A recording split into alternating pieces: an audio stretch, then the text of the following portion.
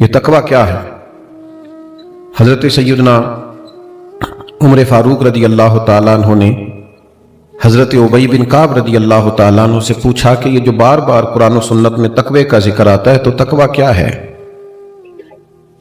تو آپ عرض کرنے لگے حضور کوئی آدمی کسی تنگ رستے سے گزر رہا ہونا اور لباس اس نے کھلا پہنا ہوا، عرب کے لوگ کھلا لباس پہنتے تھے، جبے پہنتے تھے، اور دونوں وہ جو تنگ رستہ ہے اس کی دونوں جانب کانٹے دار جھاڑیاں ہوں، تو بتائیے وہ آدمی گزرے گا تو کیسے گزرے گا؟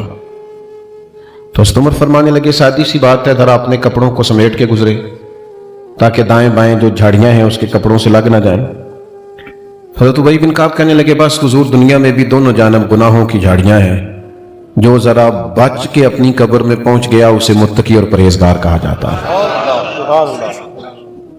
تھوڑا بچ کے چلنا، سب سے پہلی بات تو یہ کہ زبان کا تقوی اختیار کریں، بہت زیادہ نہ بولیں، بیکار نہ بولیں، کوئی ایسی بات نہ کریں جو آپ کے لیے، آپ کے اپنوں کے لیے تکلیف کا باعث بنے۔ زبان پر پہرا بٹھائیں، بہت سارے جرم صرف زبان کی غلط گفتگو کے سبب سے ہو جاتے ہیں، اس لیے نبی کریم علیہ السلام نے فرمایا کہ تم بعض اوقات بات کرتے کرتے ایسا جملہ بول دیتے ہو تمہیں خبر بھی نہیں ہوتی اور اللہ تمہارے لیے جنت کا فیصلہ کر دیتا ہے، اور بعض اوقات تم بات کرتے کرتے ایسا کمزور جملہ بولتے ہو، غلط جملہ بولتے ہو، نامناسب بات کرتے ہو کہ اس ایک بات کی وجہ سے رب تمہارے لیے جہنم کا فیصلہ کر دیتا ہے۔ تھوڑا محتاط ہو کہ بہت شوق ہے لوگوں کو گپے لگانے کا، باتیں کرنے کا، ادھر ادھر کی ہانکنے کا، تو بعض اوقات یہ زبان اللہ کی ناراضگی کا باعث بن جاتی ہے۔ تو سب سے پہلی پرہیزگاری تو یہ ہے کہ محتاط گفتگو کریں۔ دوسری بات سوچیں، اچھا کریں۔ ہمیں کوئی بندہ اچھا ہی نہیں لگتا، ہر ایک کے بارے میں گمان بن جاتا ہے، اس میں تکبر بڑا ہے تو اس کے پاس آکڑ بڑی ہے، تو اس کے پاس پیسے بڑے ہیں تو اس کا نخرہ بڑا ہے، تو اس کو بھئی یہ آپ نے اور میں نے سوچ لیا، حقیقت اس کے برعکس ہے۔ اچھا گمان رکھیں، اچھا سوچیں، کوئی بعضوں کا چیز ایسی نظر آئے جو نامناسب ہو تو کوئی اچھا مفہوم اس کا بیان کر لیں، یعنی کسی بندے نے آپ سے صحیح سلام نہیں لیا آج تو یہ بھی کہا جا سکتا ہے تکبر بڑا ہے، اور یہ بھی کہا جا سکتا ہے کہ لگتا ہے بیچارہ پریشان ہے، لگتا ہے کوئی دکھ ہے، کوئی تکلیف ہے، کوئی ٹینشن ہے، تو اچھا ترجمہ کر لیا جائے، اچھا گمان کر لیا جائے۔ نبی پاک صلی اللہ تعالی علیہ وسلم نے فرمایا اچھا سوچنا بھی عبادت ہے، اچھا گمان کرنا بھی عبادت، تو بھولیں اچھا، سوچیں اچھا۔ تیسری بات، رزق کے معاملے میں بہت محتاط ہو جائیں۔ 100 روٹیاں ایک وقت پیٹ میں نہیں جا سکتی، اتنا بڑا پیٹ ہی نہیں بنایا اللہ نے۔ لاکھوں کروڑوں کھائے نہیں جا سکتے ہر روز، اتنا بڑا اللہ تعالیٰ نے وسعت نہیں بنائی۔ رزق جو حلال ہے، جو طیب ہے، جو پاکیزہ ہے، صرف وہ رزق حاصل کریں۔ یہ نہیں ہو سکتا کہ آپ کسی کے بچوں کا حق چھین کے اپنے بچوں کو کھلا جائیں اور پھر کہیں میرے گھر میں سکون ہو۔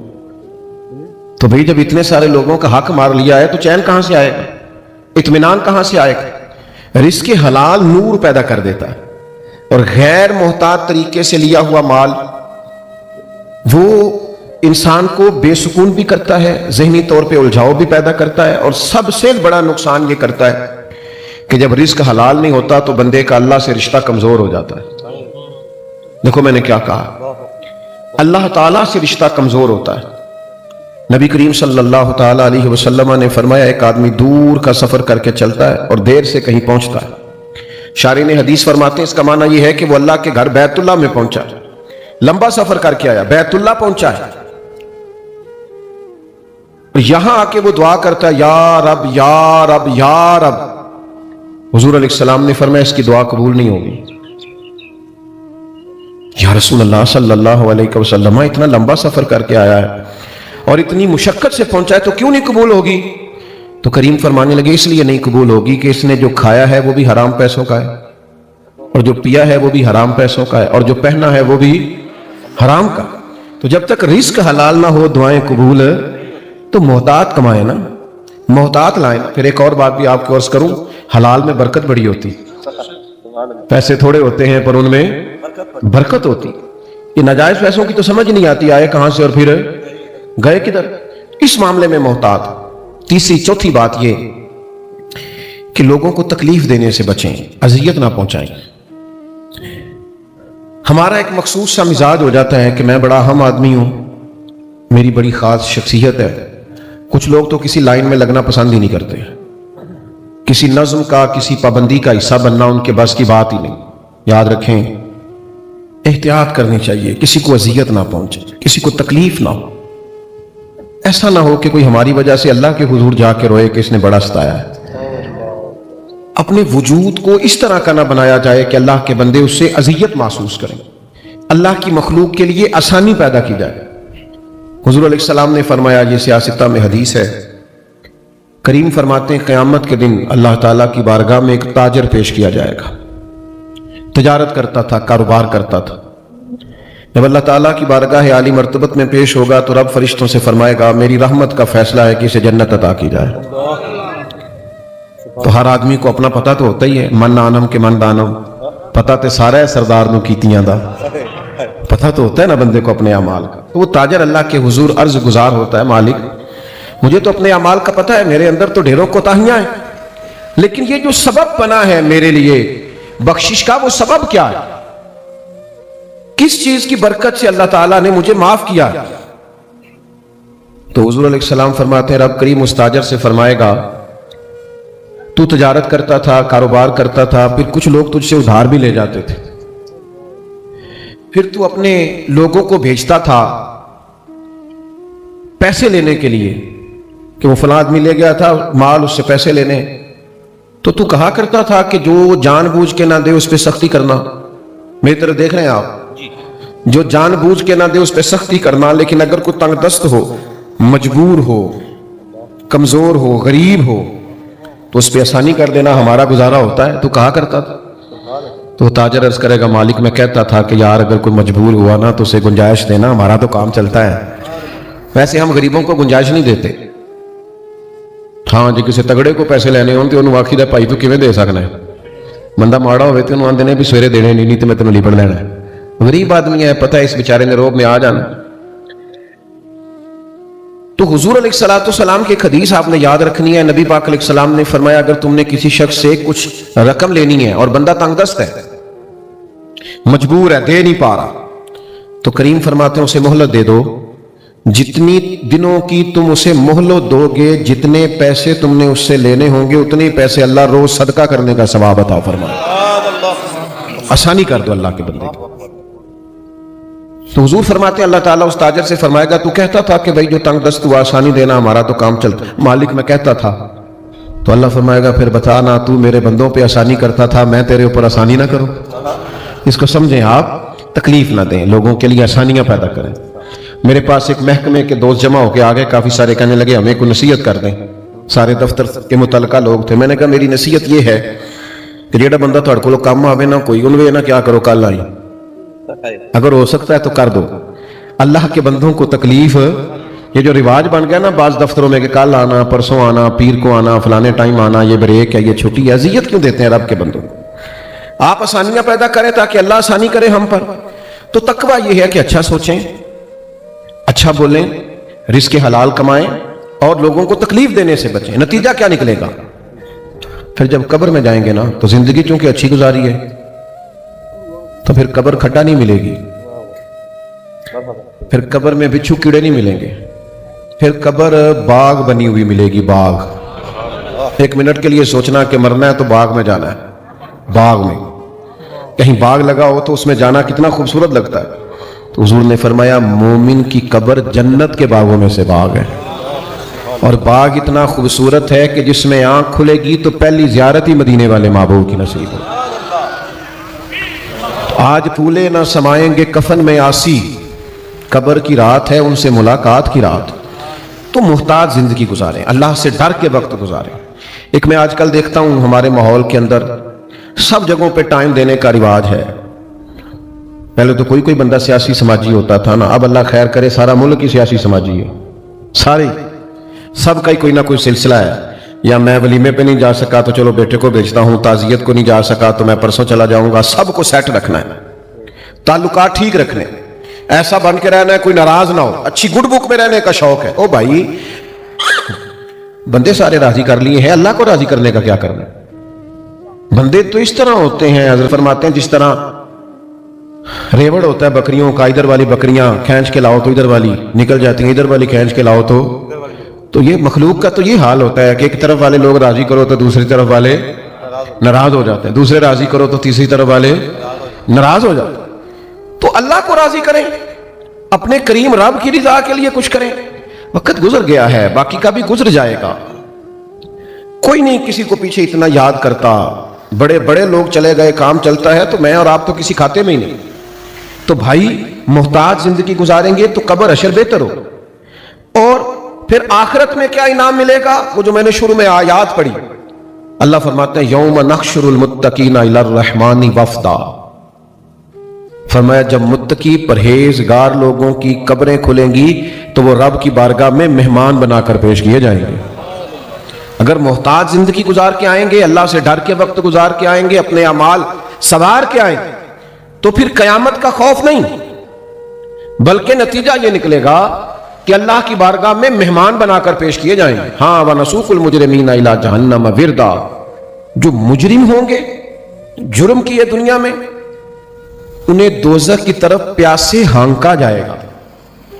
जिस तरह चरवाहा बकरियां नहीं हाँकता, इस तरह उन्हें दोज़ख की तरफ प्यासे हाँक दिया जाएगा, दोज़ख में फेंक दिया जाएगा। थोड़ा सा अपने आप को टाइम दें, बड़ा टाइम दे लिया समाज को, फलाह को, इसको उसको, ताल्लुकात को, सैर सपाटे को, खाने पीने को, कपड़े पहनने को, बड़ा टाइम, अपने आप को टाइम दें। आप अपने अमाल पर गौर करें। ये जो बेसुकूनियां है, बेचैनियां है, उसकी असल वजह यह है कि रूह अल्लाह का जिक्र मांगती है। दिल कहता है लंबी लंबी दुआएं मांग अपने रब के हुजूर, बातन प्यासा है, रूह प्यासी है, अंदर तड़प भी है और तलब भी है, लेकिन हम उसे अच्छे कपड़ों के जरिए मुतमिन करना चाहते हैं, कोई नहीं मुतमिन होती। हम अच्छा खाना खा के कल भी इत्मीनान चाहते हैं, उससे नहीं आता। ये अल्लाह की याद से आएगा, ये तकवे से आएगा, ये परहेजगारी से आएगा। और दुनिया में कोई तकलीफ सहनी भी पड़े तो सह लेनी चाहिए, आखिरत बचानी चाहिए। दुनिया में कोई मुशक्कत बर्दाश्त करनी पड़े तो कर लेनी चाहिए, लेकिन अपनी आखिरत को बिगड़ने से बचाना चाहिए।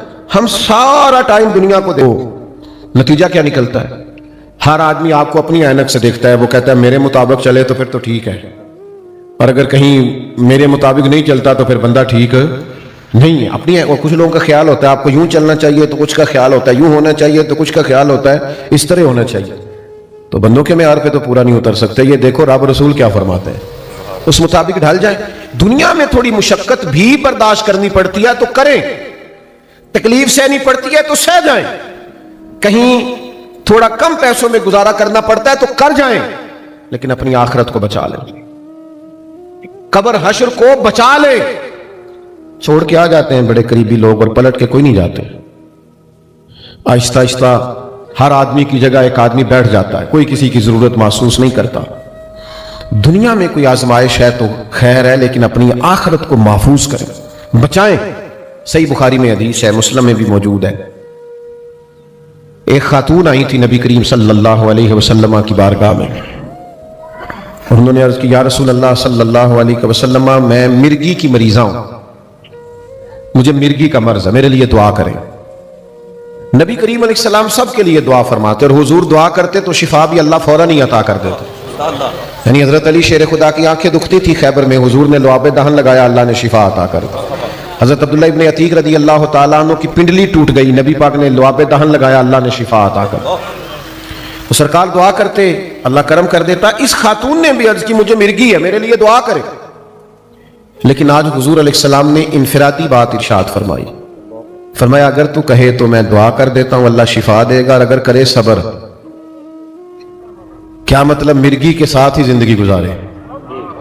अगर कहे तो दुआ करता हूं अल्लाह शिफा देगा, और अगर सब्र करे तो फिर मैं दुआ करूंगा अल्लाह ताला जन्नत अता करेगा। यानी दुनिया की तकलीफ कुछ बर्दाश्त करनी है तो कर ले, आखिरत बच जाए।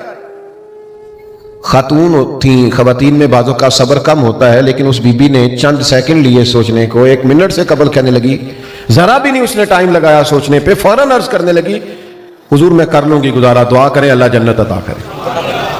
आखिरत ठीक होनी चाहिए, अगला मामला बेहतर होना चाहिए। वल आखिरतु खैरुम व अबका, आखिरत बेहतर भी है और हमेशा बाकी रहने वाली भी है।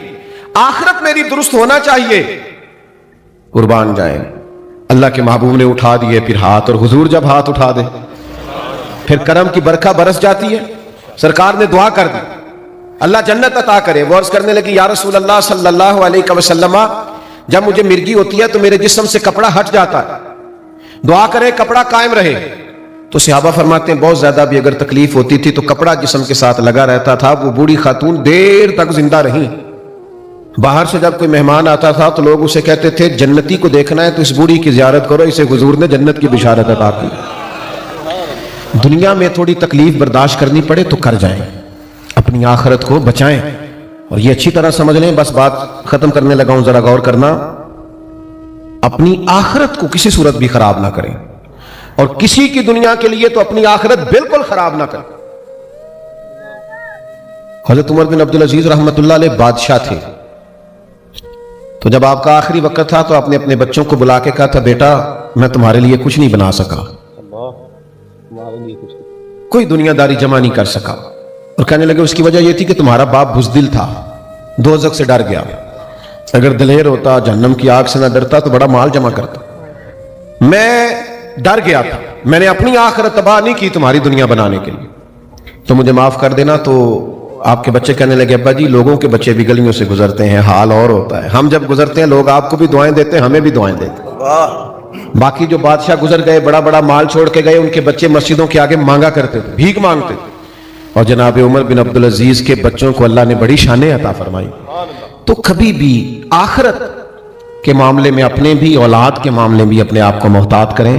اگلی زندگی سنور جائے تو پھر انقلاب آتا ہے. اللہ تعالیٰ مجھے اور آپ کو سمجھنے کی توفیق دے. ایک بار سورہ فاتحہ پڑھیں, 3 بار سورۃ اخلاص پڑھیں, اول آخر درود شریف پڑھیں, موبائل جیبوں میں ڈال لیں, ہاتھ اللہ کے حضور اٹھا لیں تاکہ ہم دعا کر سکیں.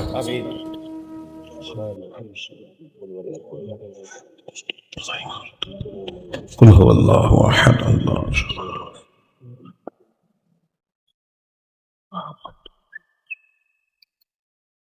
بسم اللہ الرحمن قل هو اللہ احد. الحمد للہ رب العالمین والعاقبۃ للمتقین والصلاة والسلام علی سید الانبیاء والمرسلین. ربنا آتنا فی الدنیا حسنۃ وفی الآخرۃ حسنۃ وقنا عذاب النار. مالک جتنے قرآن مجید پڑھے گئے, سورہ یاسین, سورہ ملک, سورہ رحمان, کلمہ شریف, درود پاک, جو کچھ بھی تلاوت کیا گیا اپنی بارگاہ رحمت میں قبول فرما. نبی کریم رؤوف الرحیم سید عالم صلی اللہ علیہ وسلم کے حضور ناز ہدیۃً تحفۃً نذرانۃً پیش کرتے ہیں, اپنے فضل و کرم سے قبول فرما. تمام انبیاء کرام علیہم السلام کی بلند و بالا پاک بارگاہوں میں پیش کرتے ہیں, اپنے فضل سے قبول فرما.